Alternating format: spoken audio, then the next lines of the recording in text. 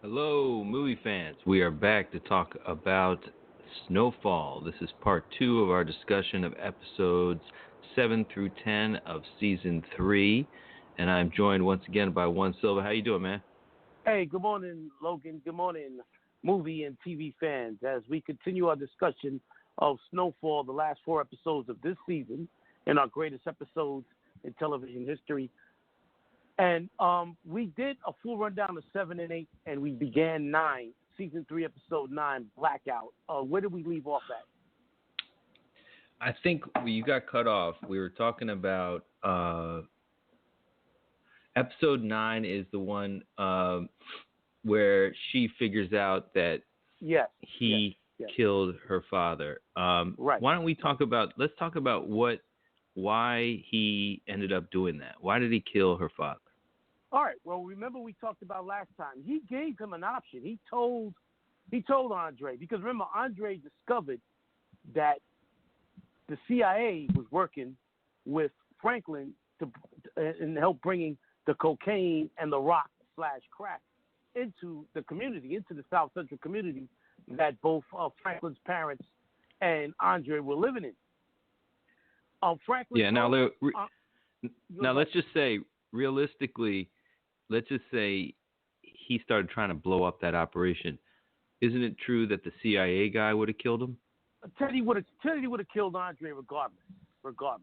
Yeah, exactly. Yeah, but I don't know if Franklin wanted to go.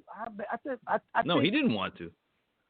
I think what happened was Franklin gave him an option, and Andre at first said, "Yeah, I'm leaving. I'm taking my daughter, but after I clean her up, I'm coming back and I'm gonna bring you down." And that's when Franklin decided, "Nah, I have to kill this guy." Yeah, and he was very confident. This police officer, he was just like, "You're not going to shoot a police officer in his own home." He thought he knew Franklin. He thought he knew Franklin wasn't going to go that far. He was like, "Nah, you're not going to kill me." Because reason why he had the confidence in Franklin not killing him is A, he's a police officer. B, he's known Franklin all his life. And C, Franklin's love for his daughter. But he didn't realize that Franklin, like Michael Corleone, like all great gangsters, put business above their personal feelings. And that's what Franklin did when he put the bullet to his head. Yeah, I thought that was just crazy because he loves the dude's daughter. Like, he really loves her, but he doesn't give a fuck about what she's gonna go through. In terms, I mean, I guess he does care, but it's like he just thinks it's not worth it to deal with this dude. He also realizes that his daughter is gone. The woman that he loved, Melody, she's not the same person. That rock. Remember earlier in episode 8, he tried. Yeah, he tried to convince her to go into rehab and the whole nine, and she need him in the ball. Yeah. And he even told his friends, "Don't beat me anymore about this bitch." Like, he's just done with her. He had given up on her. And so that was no longer, and now Andre doesn't know this, but that's no longer in the equation, his feelings for her. Yeah. So that messed things up. But that's his fault, too. I mean, he's just like, look, everything that happened to his daughter, to the community, that's all Franklin's fault, 100%. He brought this rock in, and because remember, the CIA only wanted to bring the cocaine in. When it came to making the crack, that was Franklin learning it from the guy that's played by the legendary RZA of the Wu-Tang Clan out in Oakland. Right. Franklin was desperate to make all his money, and he couldn't sell. And we broke this down last episode. Cocaine's a rich man's drug. Franklin lives in a low middle class environment. He's not going to be able to sell that cocaine, but he was able to sell the crack at $5 a pop, $5 a rock. Yeah, so he wants just, a last ditch attempt. Maybe he thinks that if this guy will go away, take Melody, he's basically saying to him, "Listen, man, this is the government. You're not going to bring this whole operation down. Just give it up. Get out of here." it's a pivotal scene, and he ends up shooting him and making it look like a suicide because it's his gun. It's the cop's gun, and his prints on it. I guess he was wearing gloves when he shot the gun. His No, fingerprints are all. he wiped off the gun before he left. Oh, okay, he wiped it off and then put it in. He made it look like it fell off Andre's hands. Yeah. So there's nobody knows that he did it except really his dad. His dad knows. And his dad figured it out because remember at the beginning of episode 9, Franklin is real nervous. He goes to his parents' house while the police are investigating next door Andre's shooting, and he's lying to them, talking about, oh, I spent the night at my friend's house in the valley, blah blah blah. Which you see, it has his friend rehearsing. Yeah, he takes the Coke out the fridge, and he puts the Coke. He opens up the Coke, puts it on the kitchen on a dining room table, talks to his parents, and then leaves the house. And Franklin's father looks at the Coke like he didn't drink the Coke. He just left it there because he's razzled.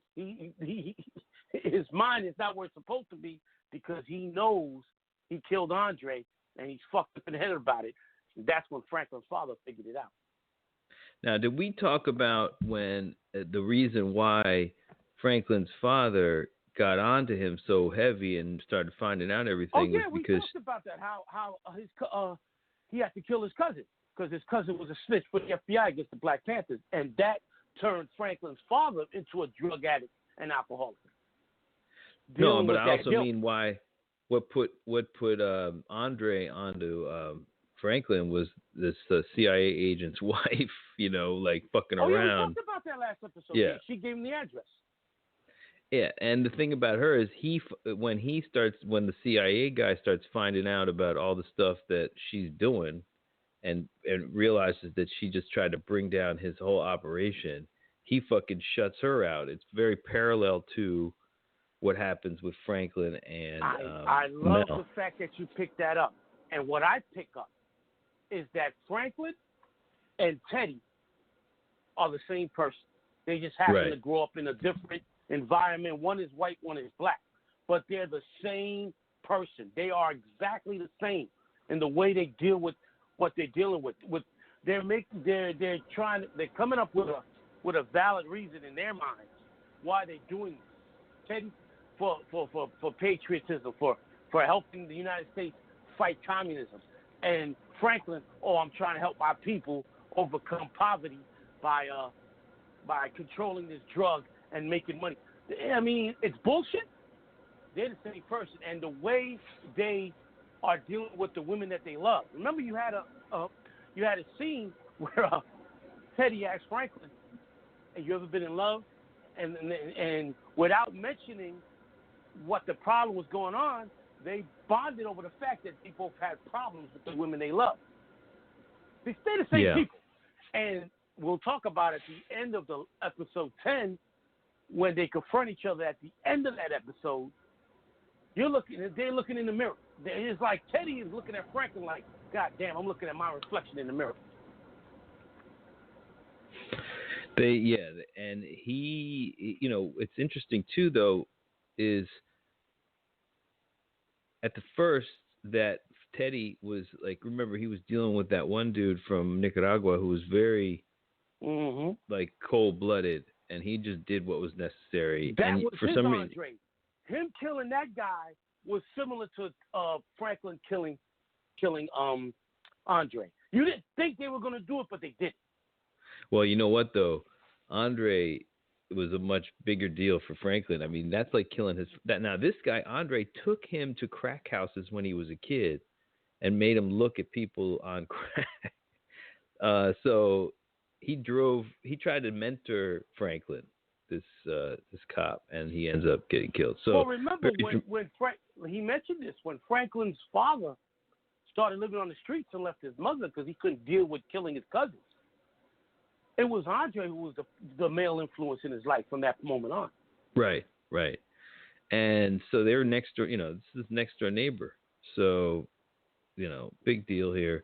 he leaves it, and it's interesting. The cops, they aren't that interested in investigating as much as he's so devoted to the police. Andre, they're ready to sweep his death under the rug. They're treating him like another black man, like they treat Right. their black suspects in the street. Now, had this been a white officer, they would have shut that operation down. They would have raided every house in that neighborhood. They'd have made it hell for Franklin. But Andre, because Franklin had so perfectly set him up with that she wasn't a prostitute. She was a friend of his aunt who set him up, stole his gun, stole his badge, gave it to Franklin, and they gave her a nice bit of change to leave town. So the police, he got suspended. The detectives know that his daughter's a drug addict. He went to Nam. He got caught with this, what they believe was a prostitute, lost his gun, lost his badge. So they're thinking he lost all sense of reality and killed himself.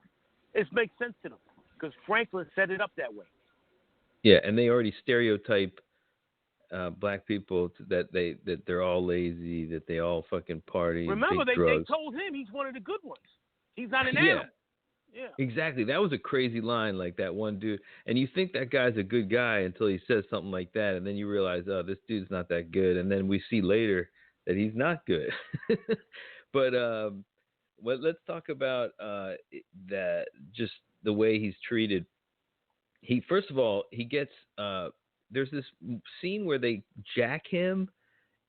I don't know what it is, crooked cops. We talked about that last episode also, where he was trying to he was following Andre, Franklin. Right? Following Franklin, trying to find out where he lives. And as he's about to make a turn, they stop him.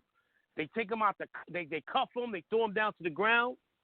And then when they find out that he's actually a police officer, they're making fun of him because they found out through calling in to the dispatcher that he's the one that lost his gun and badge to the prostitute. So Andre is between a rock and a hard place. This is where I think though too. I think though he's making a mistake. Franklin is making a mistake doing this. Like I think this is one area in his life where he goes overboard on somebody. I think because it just becomes an ego thing. Like he starts to go to his house and taunt him, talk to him, smiling at him. You know what I mean? Like it looked like he was fucking with him a lot. And I think he went too far. And I think this is probably a lesson for Franklin, man. Like you're not totally cold calculating. Sometimes you like to play games, and this is how it gets you into trouble. Because this dude now has a super hard on. Earlier in this season, he went before he even stole the gun. He knocked on Andre's door and he was like, "Can I take the daughter out? I'd like to take her to get some ice cream." And he's like, "I'm not letting you take my daughter." All right, well, that's for her. He gave him a gift, and he like fucking with Andre, like, "Hey, you coming after me? But I got your daughter in check." It was fucked up. That was real. I mean, that was real disrespectful. Very. But the point is, it gave this guy like. Now it became personal to get this. He's like, I'm gonna bury, Franklin. Like right. He's like, and the other guy is like, it's about goddamn time. Is his partner. So then after he gets shot, they investigate it. They look at it. They're like, it probably, we don't know. It could be a suicide. I mean, but then even the cops, like, if that fucking report comes back anything fucked up, I'm gonna bury Franklin. Like his partner says that. And, it looks suspicious. It's even his daughter comes to this partner and is like, listen, I know Franklin killed her because of my, I just know because of my window. He comes in through the window. It was open. So this cop kind of looks into it and realizes, yeah, he probably did kill Andre. So what does he do? He fucking asks him for a bribe. Mm-hmm. And I didn't even know if this was like the other dude playing Franklin, but this is straight up. This dude's corrupt. Remember, earlier in the episode, the detectives investigating Andre's shooting and Nixon, the white cop, were sitting in the bar and they were talking about Andre. This is where it brought up that he was in Nam or something. And one of the cops like, now he's been having problems with the Saint kid. if I find out that the same kid has anything to do with this, I'm gonna bring him down. And another cop said, yeah, I heard he's making like $1 million a week on the street. And when Nixon heard that, his eyes flared up, and then we had a blackout. The reason this episode is called Blackout is because throughout the episode, there's a heat wave going on, and there's many blackouts throughout Los Angeles throughout this episode. So and it adds to the drama because each time some shit goes down, like there's like a blackout. So when Melody figures out that it was Franklin, she goes to Nixon's house. We talked about this last episode. Finds out that he's adopted a black kid, which what the hell is that all about? That's that's something John Singleton just threw in there, like let's fuck with the people's head and make this guy seem like he is not such a bad guy after all, right? So you think, and he's concerned about Melody. Then he goes and he stops Franklin, and you're thinking he wants revenge for his partner's death. He tells Franklin he knows he did it. He puts the gun to Franklin's head. Now Franklin's had a bad day. Franklin begins to cry. And Franklin's like, "Look, go ahead, get over it. Get over it. If you're gonna do it, go ahead and get it over with." And he's like, "Nah. You're gonna start paying me." And that's when, boom, you realize he's a fucked up motherfucker. This cop. Here he is, showing everybody he's mourning for his partner, when now he figures out a way to get a quick buck. And then the bullshit. Right, and no matter how much money he tried to throw at Andre would never, ever do that. Andre never wanted Franklin because Andre was a good dude. Andre was a good dude, which is fucked up. What happened to Andre? Andre is a good dude. Yeah. He's the one good dude. He's the moral compass of this show. He's the moral compass of this show. More than the mom. Because the mom kind of goes over to the other side. The mom at first was, but now she's allowed because she doesn't want to, because of what happened when Franklin went to prison, she doesn't want to lose Franklin. So she allows herself to be led. The same thing with his father. His father doesn't agree with this. He's pro-black, a Black Panther, but they don't want to lose their son. So they go ahead and help him. But there's it's hard. Talk about how I don't know if we talked about how he helped his father. His father, I mean, was a total living on the street drunk, and Franklin bails him out, pays off some shit for him, and then lets him reform himself. But then his mom takes his father in again, and that after really he gets beat up in the street. His father gets beat up in a raid. And she releases him out the hospital, and she brings him back in the house. And Franklin does not agree with this because even though he helped his father the first time, there's hatred he has for his father, which finally goes away when his father tells him what he did to his cousins. And Franklin realizes he began living in the street, became a drug addict and an alcoholic because he couldn't deal with the guilt of killing his cousins. And now Franklin is dealing with the guilt of killing Andre, and also Franklin's friend, and from killing his best friend, Kevin. Yeah. So and from losing Melody. I mean, all that shit is fucking with him. All that shit's eating him up, and which will lead to episode 10 when we talk about his dream. All right, so Franklin agrees to pay him, and then the guy's like, hey, don't get this mixed up. You're working for me. I'm not working for you. And Franklin said, yes, sir, officer. He said, don't fucking patronize me. Unlike that officer. That officer's dead, right? In season 4, that dude. Teddy's gonna take care of that. But Franklin's not gonna do that. I know Teddy's gonna take care of that. You can see that coming. That officer, once Franklin reveals to Teddy what he knows about Teddy, he doesn't need that officer anymore. He's got the CIA back. Yeah. So, but they go to the funeral. They have the funeral kind of fucked uply.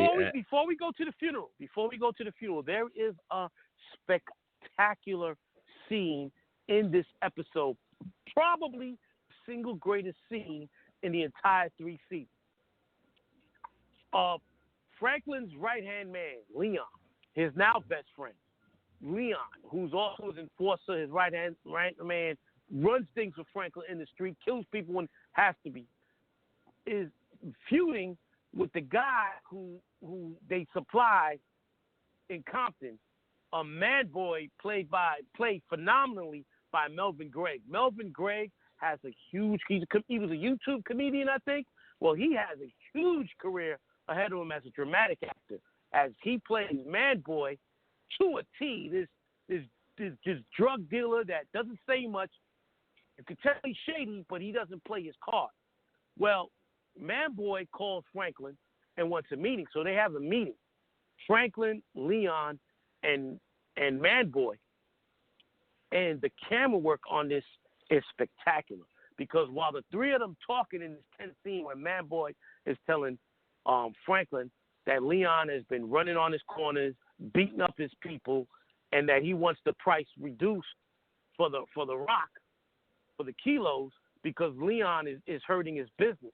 While the three of them in this tense scene are talking, the camera spins around and shows the three. Oh, just phenomenal. I see. Yeah, very Michael Mann-esque, very, very similar to a Michael Mann Miami Vice or Heat, Miami Vice episode of the movie Heat, and it spins around and you see the expression, you see the tension in all three characters and actors' faces. And then Franklin tells Man Boy, "I'm sorry, I'm not going to reduce your price. The keys are the same. I'm not going to argue if you want to go find a better price somewhere else. You don't want my product, go ahead." And Man Boy, he has to eat it. So they walk off. They get in the car, and they're driving. Leon's driving, and after a while, Leon tells Franklin, "Hey, man, thank you for backing me up, man. I told you that motherfucker's no good. Thanks for having my back." And then Franklin goes, "Pull over." And Franklin rips into him. Says, he said, "You're fucking my shit up. Don't you know that dude runs Compton? You're making problems for me." And he's like, "No, but I don't like the way he looks." And he Franklin rips, you fucking my shit up because you don't like how another N-word looks? I built this shit. No, how he talk. Brick by brick. And I'm not going to get it fucked up because you don't like the way another motherfucker looks. No, wait, another fucking talk. He said talk. And like so the way another motherfucker talks. And he goes, if you can't get with it, then you're going to have to find another motherfucking plug. And then Leon's like, "You don't mean that." "The shit I do." Then after pause, he goes, "Try, motherfucker, try." Now, what I thought was another interesting thing is that he's saying, "You're doing all this shit. You're fucking up my whole operation because you don't like how a motherfucker talk." Meanwhile, he's doing all this petty shit with Andre and doing stupid shit. Like, he's going overboard with this guy. Like, because he kind of has a personal grudge against him. This, because Andre already had his house raided, had his uncle's house raided. So Andre already fucked shit up for him before. So he's doing the same thing he's yelling at Leon for doing. That's what I'm trying to say, is he's getting into ego shit with Andre. And that's what ultimately blows this whole thing up. But let's just say now he goes, the mom offers to have the funeral at her place, or they call it the repast. And they have this service, and Melody sees Franklin kind of buddy-buddying with the cop that she told. And that's what she said. That's when she's like, a light goes in her head, and she's like, "Fuck it." So she gets up, and she's going to her house, and Franklin sees her leave the service. And so Frank's like, Mel, hold up, hold up. He goes in the house. He thinks she's going to get cracked. He's thinking she's looking for a rock. Right. He was like, "Baby, stop. Yeah, you don't have to that's do this." So good. You're better than and then this. she comes out and shoots him in the shoulder. I could not believe this shit. I was like, "Oh my God." Then she shoots him 2 more times in the lower back and on the opposite side of the same shoulder. And the episode ends with Franklin about to black out, and you're like, for a whole week before episode 10 goes, is Franklin going to die? This show, Franklin can't. How is this show going to continue if Franklin died? He is the man on the show. How do you loot? And the greatness, and this is the last great thing John Singleton did before he died, that episode 10 that we're about to talk about, Other Lives, they brilliantly put the shooting the first half hour is Franklin in a coma due to the shooting, having a dream about what really happened to him, plus other things that didn't happen as an alternate reality to what could have been his life had he not started selling coke. This reminded me of that Soprano scene when he's in a coma. He has like an alternate reality life where he's like a salesman. Logan, I totally forgot that. That there you go. That's where that's the only. Oh man, I was wondering where they got this idea from. Oh man, yeah, it's Tony Soprano. Yes. And that's what I thought of instantly, because I was like, okay, so this is what because he was definitely smart enough to be attending. Was he Spelman? Is he at Spelman? His SAT score was 1540. The highest you can get on the SAT is 1600. That's a damn near perfect score. No, he was going to a school that was based on USC. Okay. So he's there. He's a brilliant student. He's being admired by this white girl who's he kind of makes fun of for liking him. It's like, what, you want to date the weird, the unique black guy or whatever? You have a thing for the unicorn. Yeah, the unicorn on campus. Unicorn. So she's just like, she's interested. So he starts, and he's doing well. He's doing very well. But then they call him into the office and they say made some kind of clerical error where his mom, who makes $11,000 a year, was said to have made $111,000. So it's just like a little decimal point issue. And they tell him that they have to kick him out of school and cancel everything. And he's like, why can't you just wait like a few more minutes? And I mean, not a few more minutes, but a few more, a week or two, just to get the information in. And they just cut him off. And they even give him shit about even coming. They're like, maybe this isn't the place for you since you're of such limited means. So talk about a cold-hearted financial aid officer, a fucking prick. And you know what? This happens all the time in financial aid offices throughout the United States. A couple of people I've seen on Twitter posted how they're behind because their loan didn't come out and they have to come up with $2,500 or they're going to get kicked out of camp. I was like, wow. No, it's this guy, the guy who's telling him that he's got to go. Isn't that his mom's former boss? I mean, the guy that plays his mom's former boss, like, I don't know. That guy looks younger than him. Okay. That guy looks younger than him. I don't think so. That guy looks younger. That guy looks younger and smaller. The other guy was out of shape. This guy wasn't out of shape. He was just a fucking prick. But we got to just quickly, like, they're trying to buy this property, and her former boss tries to muscle them out. The dude tries to muscle them out, and they wait for him, and they fuck those dudes up and bring them back to his office.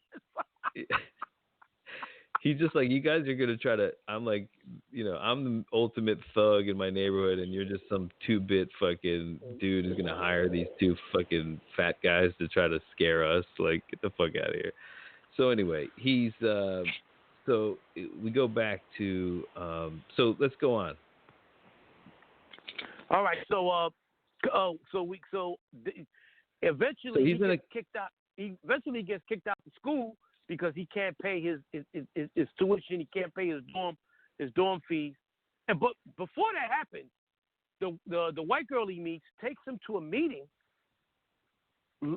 Takes him to not a meeting, to a classroom where a meeting was happening, where it was a recruitment meeting for the CIA led by Teddy.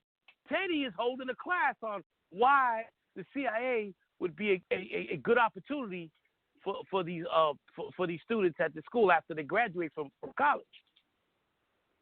Right, and he's just there. And he already knows that Franklin should probably be a member because he's after Franklin gets kicked out of school, Teddy locates him and goes to his house.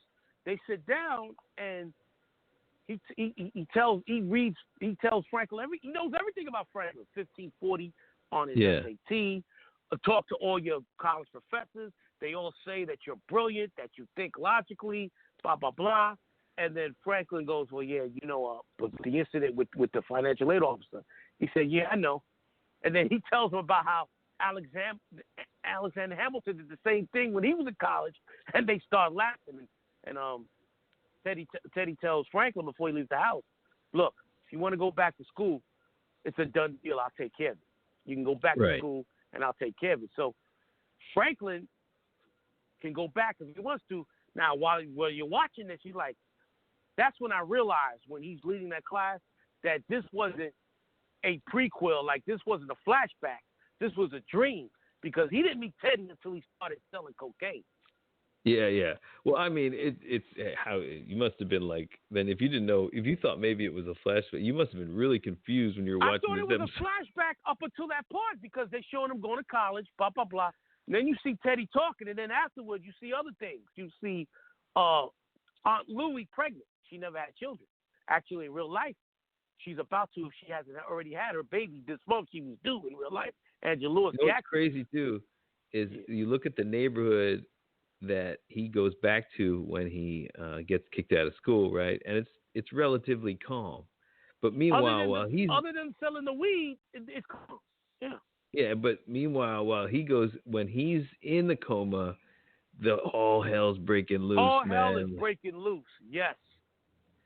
And like he was the Don holding it all together. And when he was out of the picture, I think people thought he was dead. Or something, or he was out of commission. They started trying to take over. The streets knew that he was out of commission. The streets knew he was in a coma, and that was their opportunity to become head honchos. Because Franklin was the man.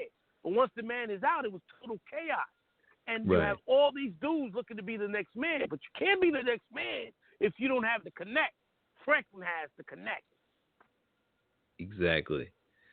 And he's also the one that calls the shots and makes sure that nobody else is beefing with certain people and just keeping things like he's yelling at like Leon to keep shit from blowing up. So Leon, I think at that point is like, fuck all this shit and just I think start going on his own track. Then Leon, Louie and Jerome, Leon, Louie and Jerome are running things while Franklin's in a coma. But they're unable.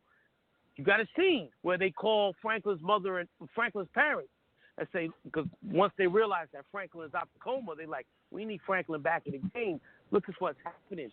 I mean, shit is people dying all over the place. And that's when his mother, tremendous job done by Michael Hyatt, the actress who plays his Franklin's mother. Like, no, I'm not going to allow Franklin to get back in this. We all have enough money. Let's go. And that's when Franklin shows up on a cane saying, no, I'm going to go back to running things. Yeah, he comes out almost like, this reminded me of The Dark Knight when Bruce Wayne is all like on a cane and shit coming back to be Batman, The Dark Knight Returns. The Dark Knight Returns, yeah. And he just like is, you're like, this dude's going to... Even though he's not 100% physically, yeah. He knows the city's in ruins. Great analogy. Motherfucking Logan did his homework. Great analogy. He comes back just like Bruce Wayne comes back and the city Gotham, like Los Angeles, is in trouble, and he knows he's the only one that can bring it back together. Just like Franklin knows he's the only one that can control this drug and what's happening. But I don't know if that's going to be possible. Because we all know what happened in real life. And this episode was the introduction of the Crips and Bloods, which I was waiting for. And everybody knows from 1984 to about 1992, it was all-out war on the streets of South Central LA. So are you going to talk about the origin of the Crips and Bloods? Like, no, because that would be an entire episode unto itself. That takes up too much time. The Crips and Bloods were already in effect. Crack, though, the rock, the crack, whatever they called it in Los Angeles, crack as we know it, made those rivalries even deadlier. And that's Well, what the that became show their is central introducing business, now. right? Yes, because it was a multi-billion-dollar operation, and these Crips and Bloods were killing people over territories so they could take over to sell this crack. And it was oh my God, and the same thing happened in New York from 84 to 92, just not with Crips and Bloods involved, with drug dealers with territories. And, I mean, so what the fuck brought an end to? I don't understand why it suddenly dropped off. We could discuss that in further shows. I have theories on it, but we'll talk about that. It did drop off, and to this day, it's all but non-existent. I mean, you have crackheads, but few and far between.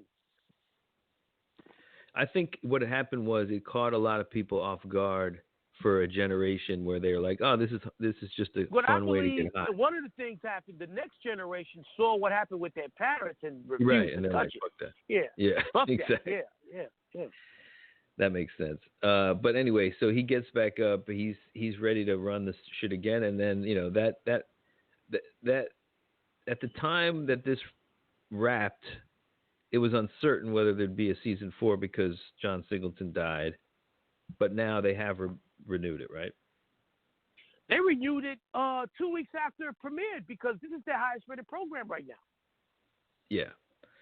So we're going to see more. Snowfall has become a word of mouth because when Snowfall first came out, the audience was not as big as it is now. It doubled. The ratings have doubled since the season 1. Because of hearsay, because of the tremendous feedback it's getting from critics all over the country, internationally as well. Their ratings have gone up, and so they renewed the show. And this episode not only tied up Franklin's shooting, how he survived this, but also was an ode to John Singleton because there's a scene where Franklin visits Leon, and they go outside Leon's house, and there's a kid in glasses and a hat filming them, and Leon threatens the kid, and Franklin tells Leon, "No, leave him alone." That was John Singleton's son playing John Singleton. Interesting. Yes. And that's John Singleton. And if you look at it, Logan, that's John Singleton, and Leon is Doughboy, and Franklin is Cuba Gooding. I forgot Trey from Boys in the Hood. That's Doughboy. That's Ice Cube Doughboy, and Franklin Trey from Boys in the Hood. That's what he's looking at. So is Boys in the Hood like based on this story? Boys in the Hood is based on John Singleton's childhood growing up in South Central Los Angeles. But I mean, I always felt that Trey was John Singleton, and Doughboy was one of his friends that one of many of his friends growing up. I never heard the whole story from John Singleton, but you look at it because remember Trey Trey is the straight-laced kid, and Doughboy, his friend, is the kid selling drugs. That was very similar to how John Singleton grew up. Boys in the Hood is based on John Singleton's life as growing up in South Central Los Angeles. Right. So he saw firsthand what he's looking at, what we're looking at here on Snowfall. Yeah, he had no choice. He grew up in South Central LA. He was in the middle of it. I mean, he'd have to be a blind man not to see what was going on. Right. So we're gonna see a season 4. What do you think's gonna happen with Melody? You think she'll be in jail and clean up in jail? I don't know. You see, they left it open because you don't know if she got killed. You see her in the flashback. She's going to get arrested and probably. Well, maybe she was murdered. They don't even talk about. Remember, there's a scene when Franklin's mother tells Louis and Jerome, "I don't want him in this business. Let's get out of here. Like, we all got enough money to leave town. Too many people have died. I don't want to see another person die." Who is she talking about? Maybe she's talking about Andre and Melody. We know Andre's dead. Maybe Leon or the crooked cop killed Melody after she shot Franklin. Oh yeah. Well, that's. I'm just I think she's. theorizing. I don't know for sure. I think they put her in prison, but they have insufficient evidence or something. Either But she's in meanwhile, prison or she was murdered. There can't be insufficient evidence. She shot Franklin. Her fingerprints are all over that gun. She dropped where the did gun she and get walked that out gun? the house. Where did she get that gun? That was her father's extra gun. Every cop has an extra pistol in their house. Ah, because I was like, I thought they would have cleaned Yeah. up. But this just shows you the shoddy job done by the cops. I mean, they should have gotten rid of that gun. I mean, it's just they don't care. They don't give a shit about this They guy. didn't give a fuck. Yeah. Right. Yeah. So yeah. So that's how we leave it. Her fingerprints are all over that gun. She's either one. I can't see her crackhead ass leaving town. She's all fucked up, right? Where she go? Oh, she got no money. Where she go? Let's talk about quickly how he fucks up Avi, because remember, like that whole sequence with Avi tries to fuck him up by taking his money to some island and like, we talked about that last episode. Right. No, but then he comes back. We talked about that too. Everybody puts guns to Javi's crew, and Javi gives them the information about Reed. Right, but then Javi is like, when he gives him the information, we see that they're all his father is really intent about gathering every kind of intelligence on Teddy because I guess he just wants there to be some kind of paper trail, a backup, if his son gets arrested for being a drug lord, they could have this as evidence that he was working with the government. Yeah, and this is kind of like a Whitey Bulger situation, kind of. But although he's not an informant, it's even worse. I mean, he's just like dealing drugs for the government. This is what happened to Freeway Ricky Ross. Except Ricky Ross didn't know that he was funding the CIA until he was in prison for 10 years. Unbelievable. Now, I mean, you can argue that maybe the shit fell off because Republicans lost power, because you're saying like 92 is like that's when Bill Clinton came in. So that's one way of looking at it. You could look at that. You could also look at what you said about another generation coming in, don't want to repeat the same mistakes that their parents made. But then again, but don't you think that there was none of these operations going on?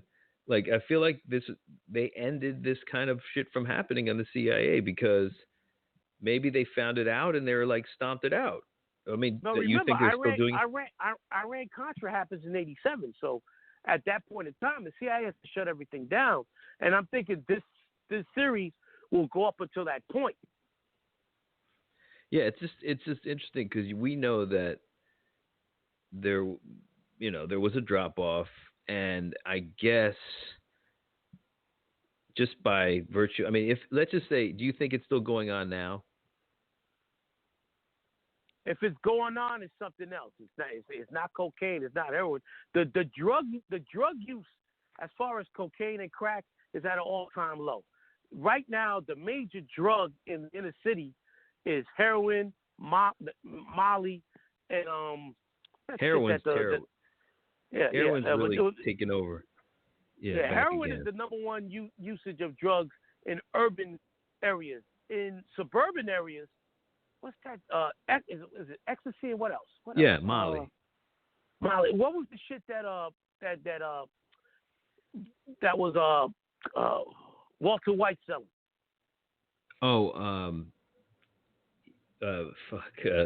Yeah, crystal meth.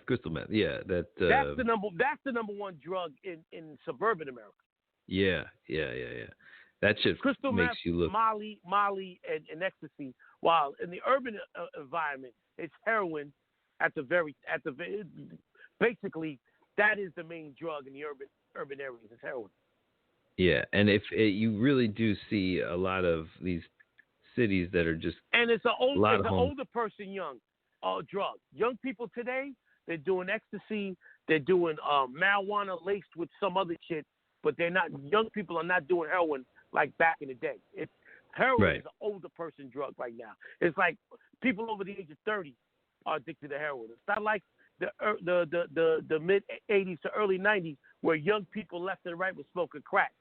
You don't see young people doing those heavy drugs. They're doing marijuana and they're doing, what's that, K9? Marijuana laced with other shit.